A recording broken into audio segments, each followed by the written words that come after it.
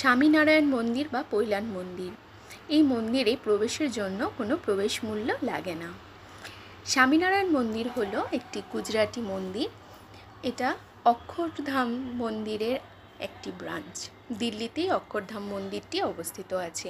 মন্দির খোলার সময় হচ্ছে সকাল 8টা থেকে 12টা, আর তারপরে 4টে থেকে 8টা, আর এখানে সন্ধ্যারতি হয় 6:30টার সময়।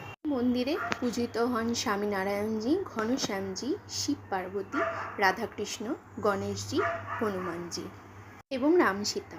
মূল মন্দিরে ঢোকার দুদিকে দুটো জায়গা আছে। সেইখানে একটি জায়গাতে জুতো রেখে টোকেন নিয়ে যেতে হয়।